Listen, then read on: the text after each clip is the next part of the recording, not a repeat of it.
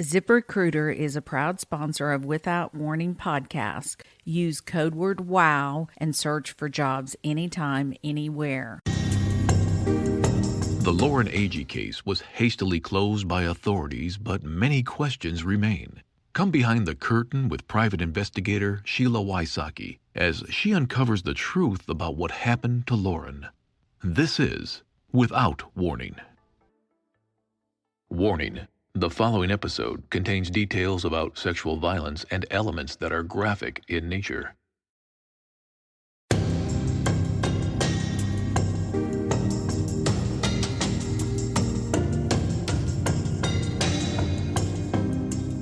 Hannah Palmer has been the most interesting person for me to look into during this case.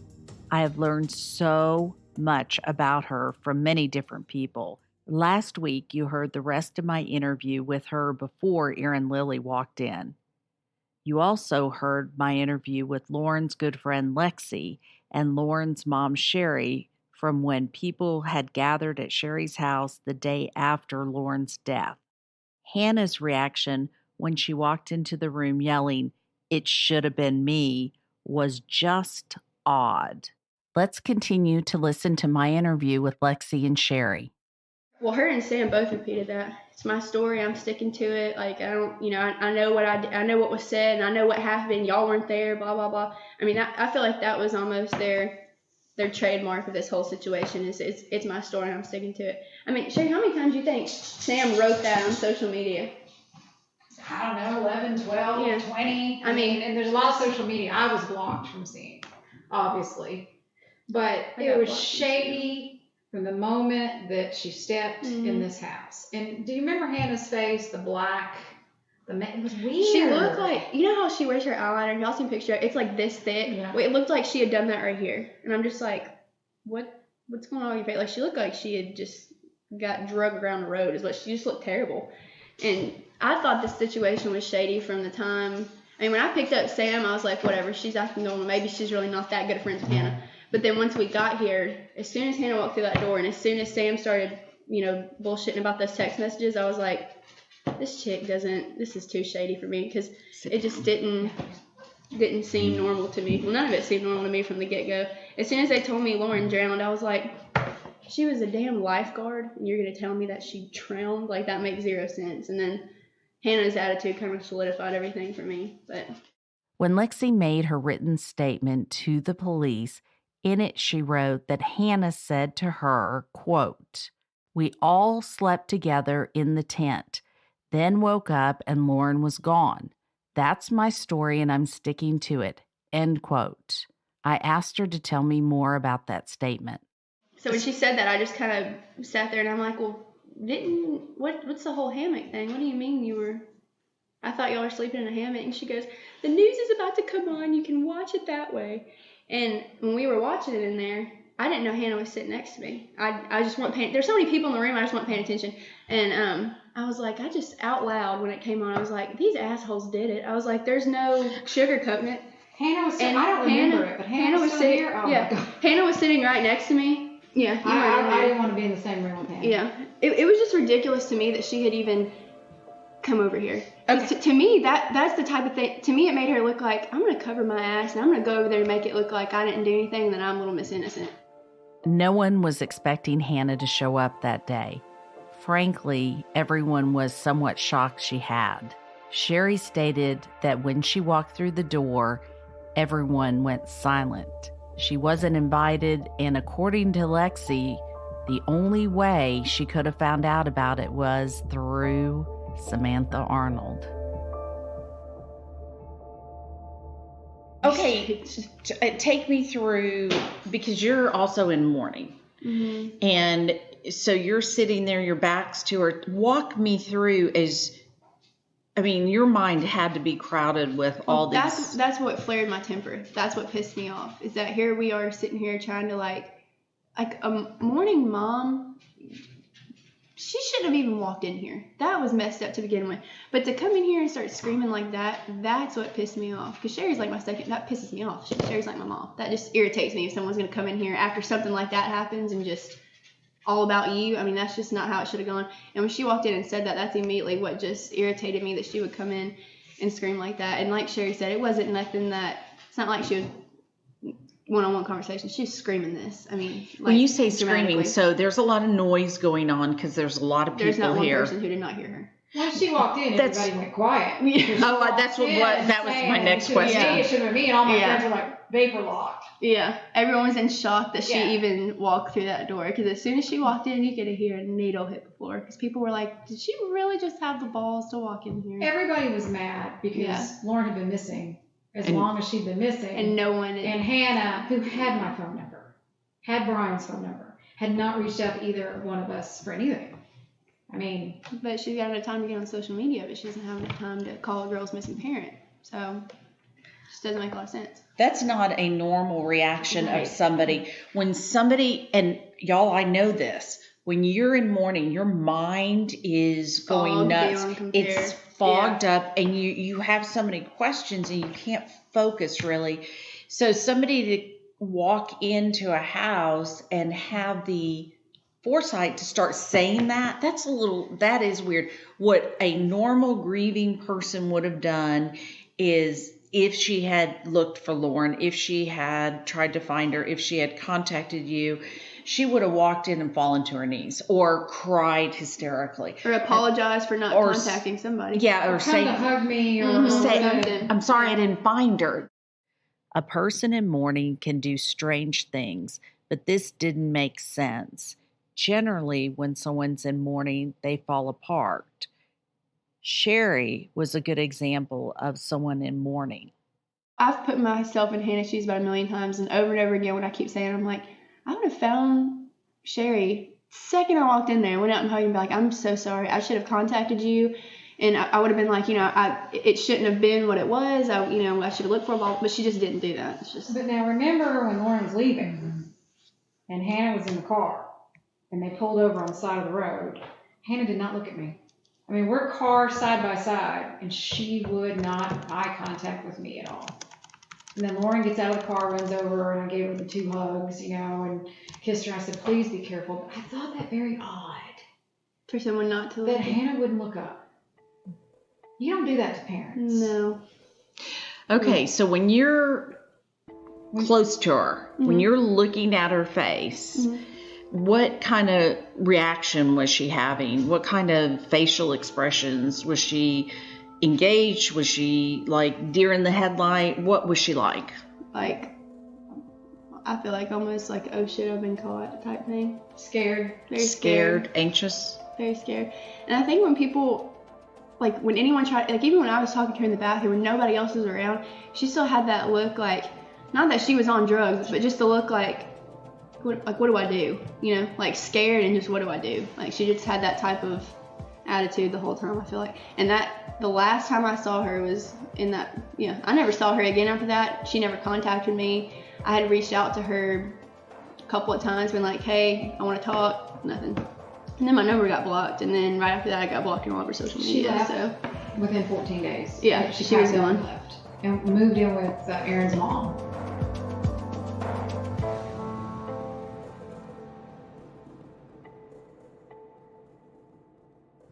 Well, I'm the father. My name is Brian Agee. So we didn't have any answers. We didn't know. This is less than 24 hours later. I called Hannah, spoke with Hannah. She immediately went to her apartment and breached her lease and moved back home. Brian said after Lauren's death, Hannah broke her lease and moved in with her parents. And I thought that was a little odd. I'm like, well, why would you, unless you were just that devastated over her death or the accident, and did not know what to do. So when she was, apologizing to me, I'm so sorry, I'm this, that, and other. I said, well, look, come over. And she's like, I don't know that I should. I said, of course you should, Hannah. You were with her. And so what we did is let her come over. And I asked her to come over. I told Sherry she was coming over. Sherry wasn't about it. And I said, why? She was with Taylor. Now remember, Brian calls Lauren Taylor. So there were some differences. And so when she came over, I went and greeted her at the door, brought her inside, and then Sam shows up. And so the moment everybody walks in the house, she was getting a cold shoulder from Lauren's mom and some of the people in the house, and I was in disagreement of that. I'm like, why are you drawing conclusions? She's already heard enough about this. Why add to the pain? And so, but when they came in, we went into the kitchen. Sam grabbed Hannah and took her into the bathroom right there by the bonus room, and they had some type of conversation. And then when they came back out, Hannah was upset and nervous, and Sam just seemed to want to take control of, hey, what's going on, everybody, and so Sam was okay there. But then, as the week progressed, Sam was wanting to be real involved with the videos and with the setting up of funeral things and what can she do, and we're going to put all these pictures up and this, that, and the other. And I didn't understand that because Sam wasn't even there when this went down, supposedly. And so I didn't understand why she wanted to be that involved with, we didn't need the help. We had this, there it is. But she was always calling, always texting, persistent about what are we going to do about this at her funeral. And then when we get to the funeral, there was some animosity there. By the week had gone by, and by Friday, there was a little bit of animosity about Sam being so pushy about Hannah. Because we had discussed Hannah and Clint and those people, are they allowed to come to the funeral? And at that time, the reason we were wondering, or Sherry was wondering, or the mom, Lauren's mom, was wondering whether we should allow the people that were with her to come to the funeral, is because there was mixed messages going on about what really happened. And certainly they didn't even go to look for her. They didn't contact authorities. They did not contact either one of us. Hannah knows how to contact me. She has for all her life. And Sam knows how to contact me. And but no one reached out that day, and that had Lauren's mom upset. And she's like, look, if they didn't even want to look for her, I don't even want them here. And I thought that was wrong. But then again, Clint didn't want Clint to come at first because I was mad because I was told she went down to look for him, which that ended up certainly not being the case. And Clint hadn't done anything, and so we decided at the last minute, the right thing to do is to allow them to come. We don't know why they didn't call. We don't know anything about the facts yet. So I don't want to have regrets down the road by not allowing them to come. And then we were blaming someone for something that they had no control over. And that's a time of life that you can't take back. So I wanted them to be a part of it and told them they would come. They're welcome to come. And Clint showed. Hannah and them did not. None of the people that were up there did not show. After the funeral, when there was an issue that Sam was running up and signing Hannah's name in her absence on memory things for Taylor, memorabilia, and that type of thing, and no one understood why she was pushing Hannah's signature so bad. She wasn't there, and I didn't know that Hannah and Sam even hung. After the funeral, then of course, things were just not adding up. Clothes didn't come back. Items didn't come back that Sherry sent. Sherry knew every centimeter of her wardrobe. I don't care if it's earrings, rings. Sherry bought it. Sherry knew what it was, and took her shopping and bought things when she wasn't around, so she would have them. And then things started not adding up. And about the first week after the funeral, me and a friend of hers, Tori, and another best friend in the world, Amber Ortiz, we started hanging out and just comparing notes and making phone calls and that type of thing for about the next week or two. Well, then Sam wasn't included. And certainly after the kind of a confrontation at the funeral where she, was so forceful about Hannah, it just got to the point where I said, leave this alone. And so when she found out she wasn't included with all of this, is where she started. Next thing we know, and we're trying to look at Hannah and Aaron about why did they not do this? There were questions coming up. And then that's when she went and sided with Hannah, because they're like, oh, they're going to try to blame. So are you going to try to blame Hannah? Are you kidding me? Are y'all crazy? What kind of people are y'all? This is an accident. I mean, then she started trying to categorize Taylor. She's a party animal. She drank. She did this. She did that. So it's just an accident. Just accept what it was. She probably went to use the bathroom and she fell. But you can't handle that. Well, what I can't handle is knowing, and me being an old bass fisherman, and currents were very important. Knowing what the dams are doing, very important. Sportsman all my life, duck hunting, you name it. Where she was found made no sense to me. And I pulled the data from the dams myself. I talked to people that fished that day, and those people were having to use their trolling motors to stay in one place if they were trying to fish cast up against the bank, because the current was being pulled so hard. You couldn't stay in one place unless you had a little bit of a trolling motor going. So, things in my head started clicking. I'm like, okay, she could not have been there. Something's wrong. I finally told Sam, I said, something's wrong, man. Something's wrong with this picture. Because nothing's wrong with this picture. You guys just don't want to accept that, your daughter was drinking and she messed up and she died.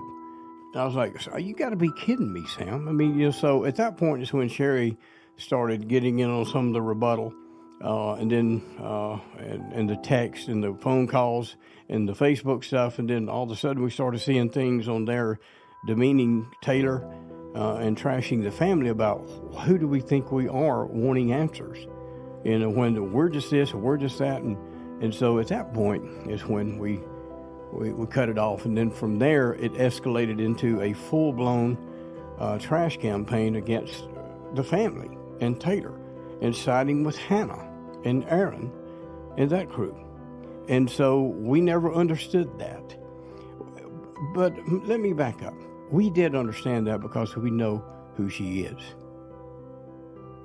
And we absolutely know who she is. And where she's going to get the most attention and the most pats on the back, that's where she's going to gravitate to.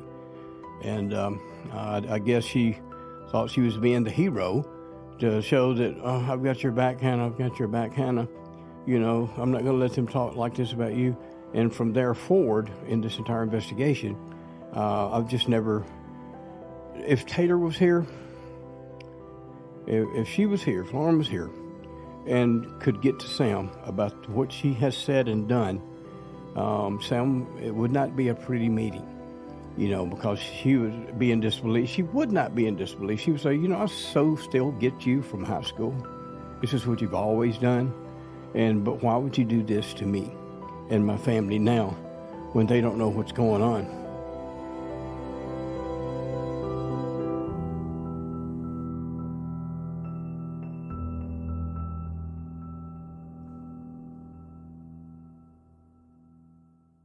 Through my process of trying to figure out who Hannah was, I wanted to interview as many people as I could that had very close relationships with her. One of those individuals was her ex-boyfriend. He wasn't at Wakefest that year, but he had some very interesting things to say about Hannah. So what do you know about the case so far? Pretty much just what's been on social media. That's about it. Okay. Are you still friends with Hannah? Not on social media. Okay. Do you still text her and talk to her? No, ma'am. The day it all happened, I texted her and I was like, what's going on? What's the deal? And no text back, no nothing. So I knew something wasn't right ever since. She never contacted you again? I don't believe so. So, wow. Something wasn't right. I know. So basically, when was the last time you spoke to her? Lord have mercy. Let's see. I have no idea. It's been a long time. Okay. Let's see. Because me and her split before Clint and Lauren ever broke up. And they dated a little while after we did. They continued dating. But I'm not, to be honest, I have no idea. Okay. It's been a long time. Okay. After you dated Hannah, where did she go? Who did she start dating? I have no idea. So we you just we broke kind of off? just split ways and called it quits. You know. Okay. We couldn't get along. If I remember correctly, we couldn't get along. But it's been so long, I honestly don't know. Okay. Last night I was like, I need to think about all this in case she asked me, but it's been so long, I don't really know. Okay. All right. I was just wondering because I know that Evan said that you lived with Clint while he was dating Lauren, and Hannah was your girlfriend. Yep. Okay. So tell me the dynamics of that. What do you mean? Tell me, how did Lauren and Hannah get along? Did they get along? From what I saw, they got along great. You would never expect anything like that to happen, but just, I don't know. It seems weird to me. If that's your best friend, you would talk. You'd say something. If your best friend's like where we all thought they were, it wouldn't be like this. Well, now, would you have called somebody if you woke up and didn't see? Exactly. I mean, if I woke up, Clint was gone, I'd be calling his phone and I'd give him a couple hours. Maybe he was with another girl, but he'd come back, he'd show up. But after so many hours, you'd start worrying. You'd start calling somebody, call his mama or something, like, hey, we can't find Clint. Have you heard from him? Right. But obviously, they never did that. No. So, do you think that Hannah was jealous of Lauren? I don't think so. Was Lauren jealous of Hannah? I don't think so. Okay. I don't. In my opinion, I don't think so. Were they good together? I mean, like fun? We always had a great time, going out. So I always thought so. Okay. And they were always about a good time, So I always figured, yes. That's why when they said this, and I was like, Hannah's not talking. That just seems odd to me, If your best friend, you would be saying something, one way or the other. So Lauren had nothing bad to say about Hannah. Hannah had nothing bad to say about Lauren. Probably, yeah, they probably could because they've known each other for so long. But as far as I know, no. Okay, good to know. So, was Hannah a good girlfriend to you, do you think? I think so. Okay. She didn't cheat on you or anything? Not that I know of, but from what's portrayed now, who knows? The way I look at it, there's no telling what went on. When you were dating Hannah, they kept a good relationship then? Yes. Did you guys go out on dates together? Yes, we would stay at Lauren's house all the time. Me and Clint both worked in Lebanon, and we would go stay at Lauren's house with Hannah and Lauren and come home at 4 or 5 in the morning and come home, shower, and go to work. That happened regularly.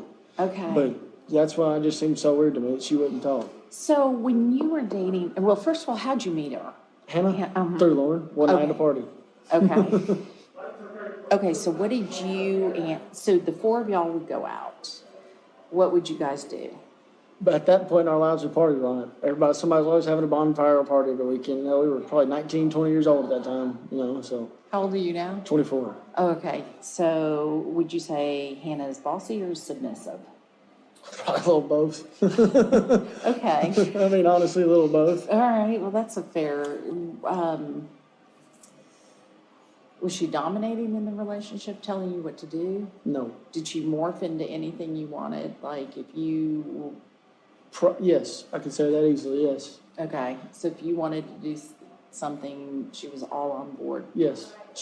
Pleasing to you then? Yes. Okay. I've heard that before.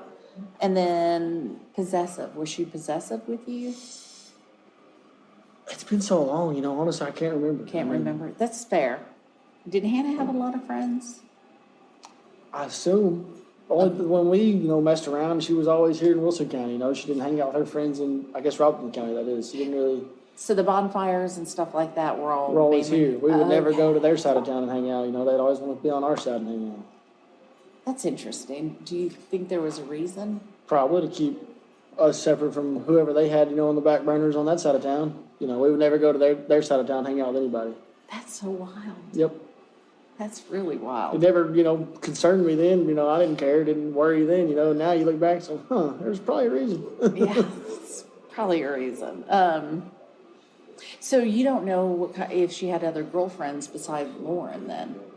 Besides that Samantha girl and that Abby girl and, let's see. Abby, I don't know. Did you see Hannah ever get violent with a girl or guy or anything? No. Never. She was always, to me, very, you could say you could probably get her to do whatever you wanted, if she liked you and whatnot, you could probably talk her into whatever you wanted. That's what makes me think they've got her under lock and key, you know, and she's gonna do what they say when they say. When she's driving a brand new car and all that good stuff, living on the beach, you know, I'd say she's gonna say whatever they tell her to, in my opinion, because that's just not the Hannah that I know. Wow.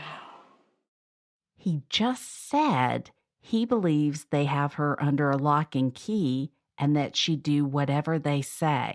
I found it very interesting, the strong opinions he had of Aaron and Chris, considering the fact that he had never met them. Do you think she's a scared person? When we dated, no. Now I'd like to think, yeah, you know, she probably would be. Mm-hmm. I think they told her that if she talks, they'll kill her. What I think. I mean, I think they've got her scared. She ain't gonna talk. But I never seen her. I never would have pictured her marrying this guy or nothing like that, you know. When we broke up, she would call me and talk about us getting married. You know, you better not get married eventually. You know, I'll come back one day or something, you know. But it was just weird stuff like that. If you recall, at the beginning of his interview, he said he hasn't talked to Hannah or heard from her, even though he reached out to her after Lauren's death. As he got more comfortable with me, he started to open up, telling me that Hannah did reach out to him after Lauren's death. Here's what he said. I want to say before they moved or right after they moved, you know, that's when she called me and we talked for probably an hour. That's when she was like, you know, I'll come back, you know, you better not marry nobody, you know, because I will be back and all this stuff. And then all of a sudden they're engaged and married and now they got a kid. So it's like, that's weird. Did you catch that? He said Hannah called him right before or right after she moved down to Florida, telling him he had to wait for her because she still wanted to be with him. Then, all of a sudden, she was married to Aaron and having his child. So when she went to Florida, she called you? Yes. Do you think she was reaching, now that helps, do you think she was reaching out to... Which, I mean, we never talked about Lauren's for that, because I never thought she did it at first, you know. I was like, no, there's no way, you know, not the girl I knew. And then as this is played out, it's like, I don't know. It keeps throwing question marks in my brain. Did she... So she was down in Florida and she didn't talk about Lauren? No, when we talked, we didn't, just because, you know, I never, like I said, I would have never pictured her to do it, you know, kind of defended her when it first happened, you know, like, she would never do that, you know, there's something going on. Still part of me believes that, but a part of me also says, you know, if you knew something, that's your best friend, you should have spoke up.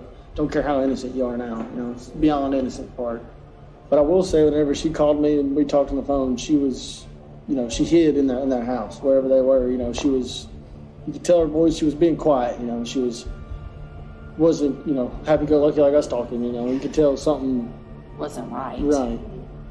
But like when she called me that time, whenever they were there, and she was wherever she was in the house, whatever, I made the joke. I was like, I ain't got his money, no reason to come back here, you know. When she called, what was your thought? You know, that was, Lord have mercy, that was probably more than 2 years ago, I'd say.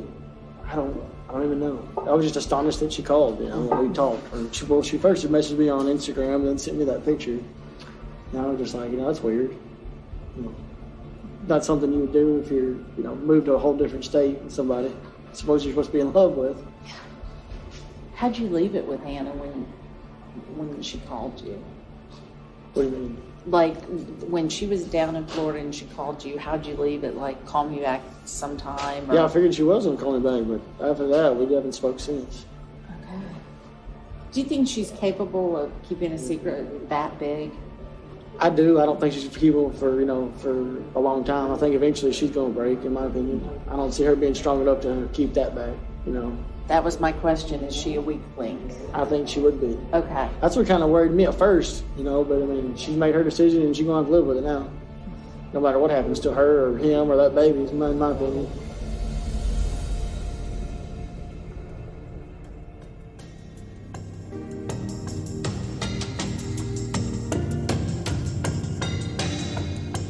Lauren's family gives their full permission for any and all details to be shared in hope that the truth will come out.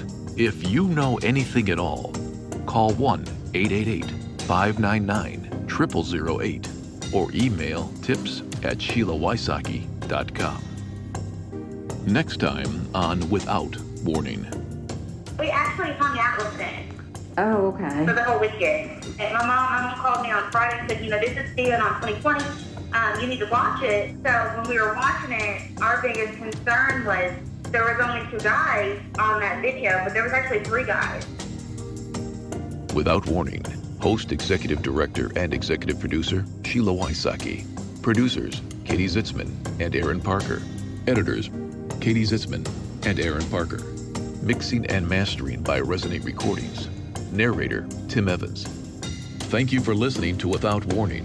Make sure you subscribe to the podcast and leave us a quick review to help others discover it too.